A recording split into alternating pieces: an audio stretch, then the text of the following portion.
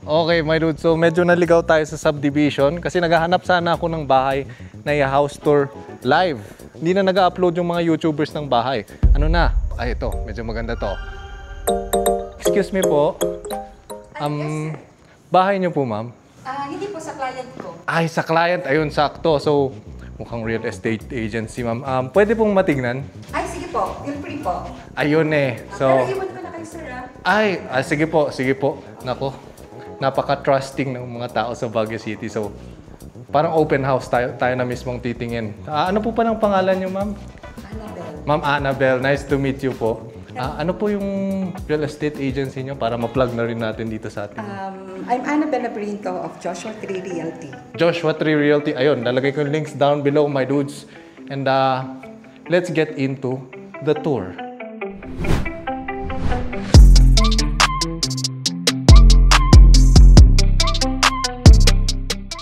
Umpisang-umpisa pa lang at entrance na entrance, makikita natin meron silang almost 2.5 car garage. And kagandahan dito ay ang kanilang gate. So bifold siya na swing gate. Kagandahan ng bifold na swing gate, as you can hear, you cannot hear anything. So sobrang tahimik. And papansin niyo yung vertical type na gate.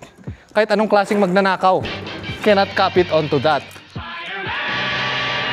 Okay, so from the parking spaces, my dudes, we have one room dito with an ensuite toilet and bathroom. So isang na-appreciate ko dito sa kwarto na to, my dudes, ay may sarili siyang bintana para makita yung mga dumadating. Natural light and ventilation is always good. So itong kwarto na ito, pwede nilang gawing maid's quarters or driver's quarters or pwede rin siyang home office. So me personally, baka maglalakay ako dyan ng video editors. May sarili na silang toilet and bathroom.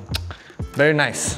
Now, sa kabilang side naman niyang ating home office / drivers and maids quarters ay ang ating main entrance. So usually, pag malalaki yung mga pintuan nyo, tulad nito, mabigat yan, hindi kaya ng normal lang na bisagra or ng hinge. That is why they always opt for pivot hinges. And ang advantages ng pivot hinges compared sa normal na hinges ay meron siya nung soft close na feature tulad nito.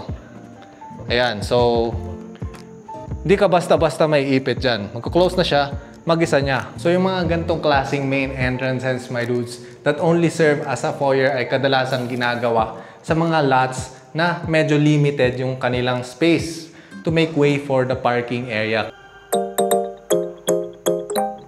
Now, on this side of our foyer, or some people call it foyer, ay meron tayong stairs that will lead us up to the main areas nitong bahay na ito. Or so I would think. Hindi ko pa naakyat. Let us explore it together, my dudes.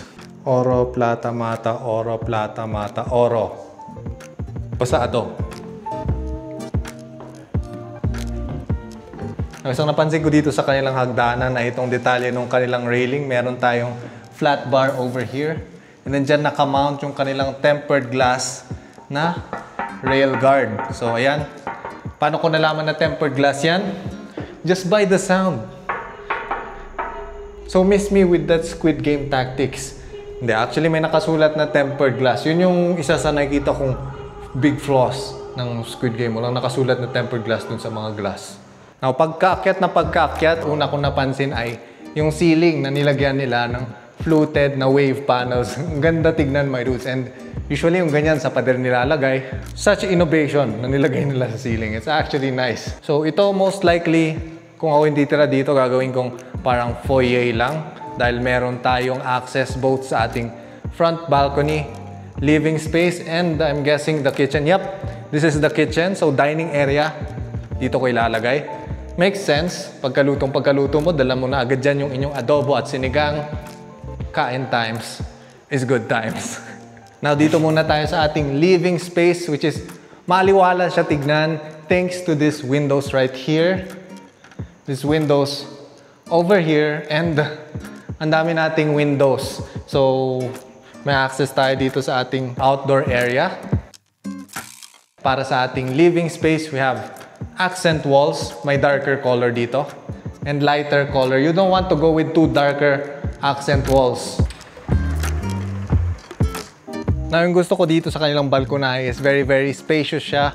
Pwede tayo mag-host ng events dito. Kasyang-kasyang table dito. So I really appreciate yung gandong klaseng railing, my dudes. Very, very minimal yung nakakabala sa line of sight nyo papunta sa maganda yung view.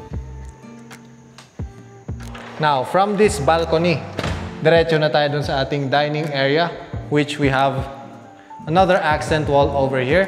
Neutral color para bagay na bagay sa kahit anong dining set na ilagay nyo dito. Now, magmula dyan sa dining area, ito ang kanilang kitchen, which is pretty spacious. Pero bago natin ituloy yung tour niyang kitchen, my dudes, makikita natin sa harap ng kitchen and across our dining area, meron tayong half bath or powder room dito.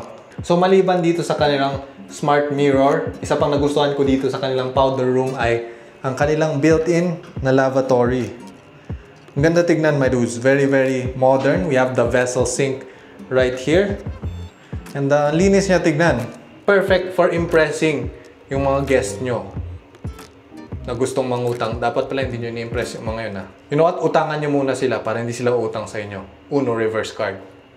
Okay, now back to the kitchen. Itong backsplash nila, very, very unique siya, my dudes. Dahil wavy siya na tiles. I like it. I actually liked it. Very, very striking siya tignan. So one more thing in this kitchen, my dudes, na nagustuhan ko ay meron tayong under cabinetry task lighting. Para pag meron tayong ginagawa dito sa ating mga counter surfaces ay well lit siya. Di mo alam, baka yung chinachop mong pang adobo ay gawa pala sa kabayo. So with this lighting, you'll know. You know your Tito Oliver loves the kitchen sinks na nasa harap ng bintana. And itong kitchen sink nila ay flush mounted siya. Which yung ating sink top ay almost flush with our countertop. So flush mount yung tawag sa ganyan. And double basin na rin siya. One side for soaping the dishes and the other side for banlawing the dishes. Or you know, two sides for storing your maduming dishes na tinatamad pa kayong hugasan. Now, sa tabi niyang sink na yan ay meron tayong pintuan, access sa ating outdoor area. So dito sa outdoor area, my dudes, meron na silang sink na nakaabang dyan para pwede nyo gawing auxiliary kitchen itong area na ito or dirty kitchen. And meron na rin silang abang for laundry right here, saksakan, water outlet, and then water source. Let's go back inside the house. So going up the stairs, ang una ko napansin dito, my dudes, ay meron tayong malaking bintana dito. Usually yung mga staircases will also serve as the natural light well and air well nung pinakabahay nyo. So usually pag nagdi-design ako ng mga bahay, nilalagyan ko rin ng malalaking bintana sa tabi ng mga stairwells para dual purpose yung ating stairwells. Dito na tayo sa kanilang third floor. So yung isa sa mga gusto ko dito sa mga properties located in Baguio City. As you can see, presko dahil continuous yung airflow and yung kagandahan dito sa bahay na ito. Na napansin ko ay may cross ventilation. Dahil right over there, may bintana tayo dito. May mga bintana rin sila. Banda rito, which will promote cross ventilation para talagang presko dun sa bahay nyo. Yung downside lang nun ay kailangan meron kayong door stoppers. Kasi, you know, the wind, it moves the doors. So, unahin natin itong kwartong ito, my dudes, ha. First impressions, most likely ito yung master bedroom kasi may walk-in, malaki yung bathroom. Let me show you. So, isa sa mga pet peeves ko, my dudes, ay yung pagpasok mo ng master bedroom ay kailangan mo pang tumawid sa kama bago ka makarating doon sa walk-in closet. Kasi paano kung nakalimutan mong magsalawal at palabas ka na ng bahay? Kagandahan dito, papasok ka lang dito, walk-in closet na agad. Hindi mo na kailangan dumaan sa obstacle na bed na. Ha! Ganon. So yung isa sa kagandahan sa property na to, my dudes, ay mukha akong character na hindi pa napipili sa isang fighting game. Choose your fighter! Backlit kasi, pero there's a purpose for our backlit-ness kasi nakita nyo yan. Hindi yan usok, my dudes. Yan yung Baguio Fog. Itong property na ito located sa isang area na kadalasan nagfa-fog pag nag-drop yung temperatures. And usually, pag nagda-drop yung temperatures, tumataas yung relative humidity at magfa-fog sa labas. Yon. And kitang-kita nyo yung fog na yan dun sa balkonahe dito sa master bedroom na ito. Now, on the other side of that balcony ay ang ating walk-in closet. So, relatively spacious yung kanilang walk-in closet.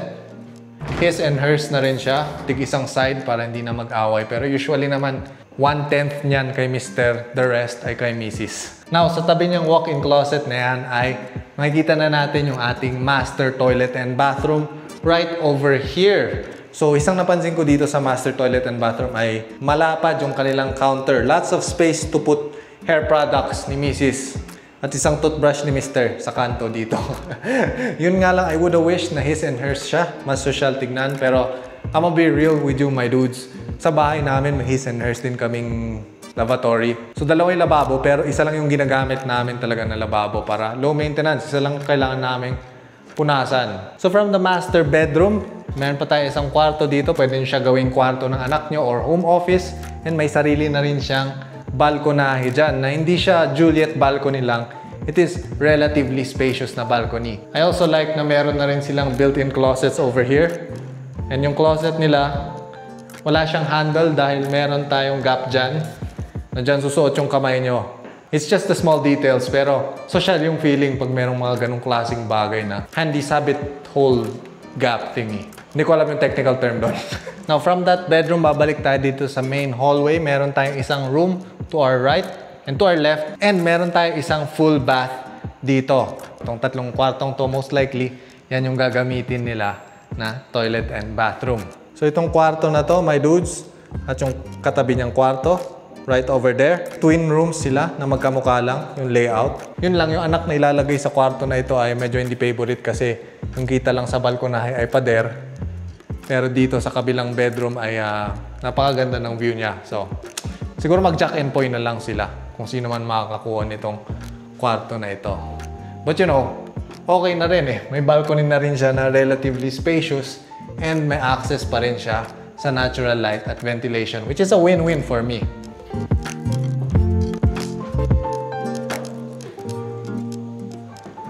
And we are back home. So kung interesado kayo bilhin itong bahay na ito, or kung gusto nyo magpa-feature ng bahay na binibenta nyo, just email us at australian@gmail.com.